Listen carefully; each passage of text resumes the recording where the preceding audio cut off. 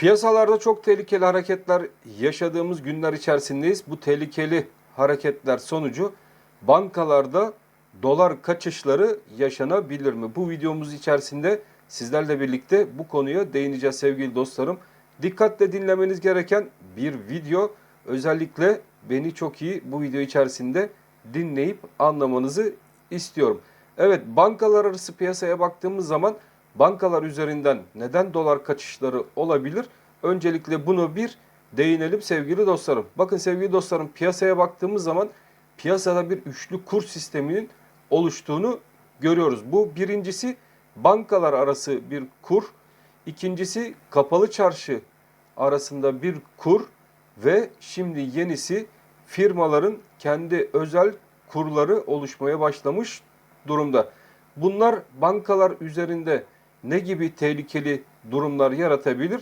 Bu konuya da hemen değinelim. Bakın sevgili dostlarım, şimdi bankalar üzerinde doları veya döviz tutan mevduat sahipleri dövizini bozdurmak istedikleri zaman banka üzerinde ucuzdan bozdurmak zorunda kalıyor. Bu durumda yatırımcılar ne yapıyorlar? Banka üzerinden nakit olarak dövizlerini çekip serbest piyasa üzerinde dövizlerini bozdurmak istiyorlar ve bu da bankalardan özellikle döviz çıkışlarına sebebiyet veriyor. Bu ilerleyen günler içerisinde daha böyle agresif bir şekilde devam etmeye başlarsa bizler Merkez Bankası'nın rezervlerine de baktığımız zaman arkadaşlar oldukça azalmış bir rezerv ve dolara müdahale gücünü günden güne yitirecek bir Merkez Bankası'nı birlikte burada görebiliriz ve bu durumda gerçekten tehlikeli sonuçlar doğurabilir ve dolar kurunda yukarı yönlü sert agresif hareketleri beraberinde getirebilir. O yüzden bu tehlikeli hareketler gerçekten bu piyasaları özellikle bankalar ve kapalı çarşı arasındaki bu marjın bir miktarda olsa bankalar rayına rahatlatılması ve makas aralıklarının düşürülmesi gerektiğini düşünen taraftayım. Geçtiğimiz günlerde gene Merkez Bankası tarafından bir olay yaşadık. Bu da kredili mevduat hesaplarında biliyorsunuz bir kapatma yöntemi denendi. Piyasalarda 1-2 gün süren bu krizle birlikte arkadaşlar yatırımcılar özellikle kredili mevduat hesaplarındaki ek hesaplarını kullanamadılar. Ve bu da piyasalar üzerinde büyük bir tedirginlik yarattı. Özellikle borsada kredili işlem yapanların hesaplarının da kapatılmasından dolayı borsa tarafında da bizler aşağı yönlü bir tedirginlik durumuyla birlikte aşağı yönlü hareket izledik. Şimdi bankalar arası kur ve makas farklılıklarının neden kaldırılması gerektiği ile ilgili konuşacak olursak da arkadaşlar, eğer ki buradaki makas aralıkları daha uzun süre böyle kapalı çarşı piyasasıyla farklılık gösterirse dediğim gibi vatandaşlar daha hızlı bir şekilde fiziki tarafa dönüş yapacak olduğundan dolayı bankalarda bunu karşılamakta zorlanabilir. Bu da daha farklı sıkıntıları beraberinde getirebilir. O yüzden bu bankalar arası piyasayla kapalı çarşı arasındaki piyasadaki farklılığın bir an önce kapatılması gerekli diye düşünen taraftayım. Dolar kuruna baktığımız zaman 19 lira 50 kuruş seviyesi altına düşürülemeyen bir dolar kuruna Merkez Bankası dolar rezervlerinin azlığından kaynaklı olarak artık başka türlü yöntemler kullanaraktan müdahale etmeye çalışıyor. Fakat buranın üst bandı gene bankalar arası piyasada 20.06 civarlarından geçerken firmalar arası da kendileri biliyorsunuz arkadaşlar yeni bir kur sistemi getirmiş durumda. Bunu basın üzerinden takip etmişsinizdir.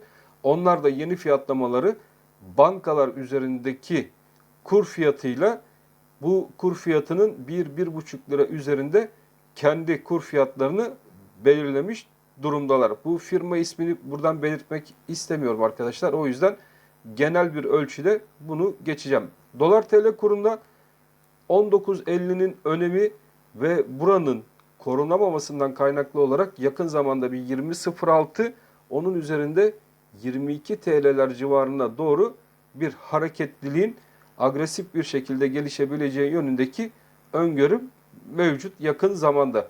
Eğer ki ola ki arkadaşlar 22.06 üzerinde, bakın şu 22.06 20.06 özür dilerim 20.06 üzerinde haftalık kapanışlar gelir, bu bölgede korunamazsa hareketlerin daha agresif bir şekilde ileri yönlü devam etmesi de dolar kurunda yaşanabilir. 28 Mayıs biliyorsunuz seçim ikinci turu olacak.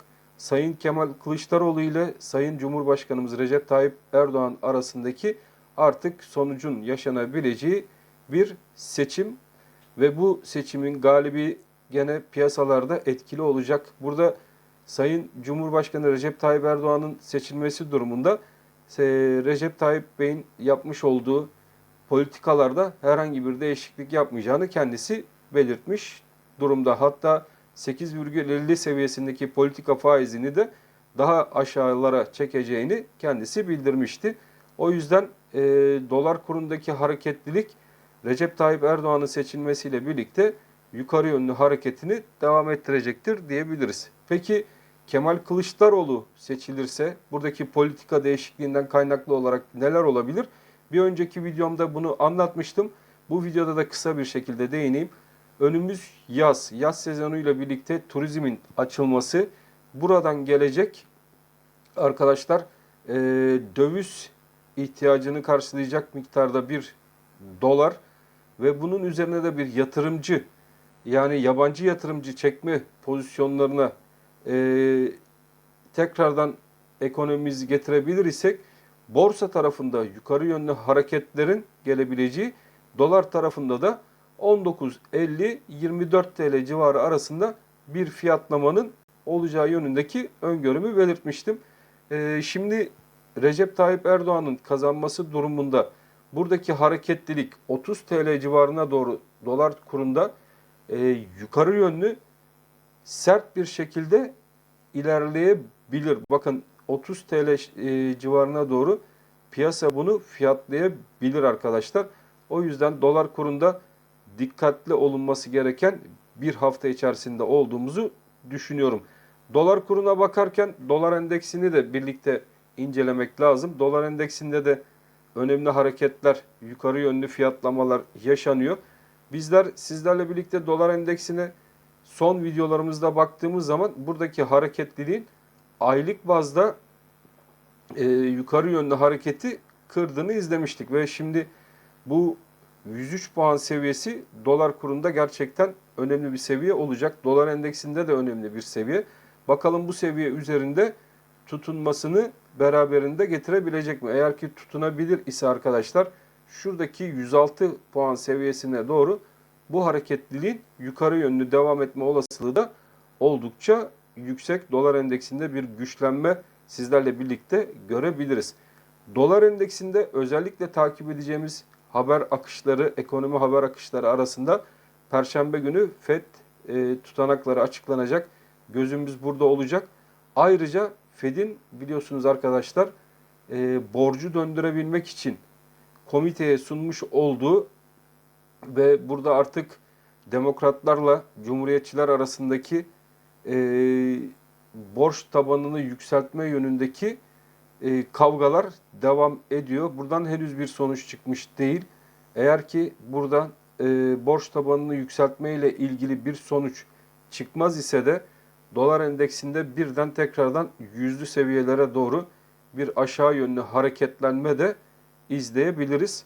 Bu özellikle önemli takip edilmesi gereken, dolar yatırımcılarının özellikle dikkatle takip etmesi gereken bir haber akışı olarak izlenmeli diye düşünüyorum. Dolarda genel olarak yatırım tavsiyesi olmama koşuluyla hala yukarı yönlü trendin devam ettiği ve bu trendinde şu anki belirsizlikten kaynaklı olarak hala da yukarı yönlü 21 lira 22 lira bantları arasına yerleşeceği yönündeki öngörümde devam ediyor sevgili dostlarım. Evet, ben hepinizi çok seviyorum.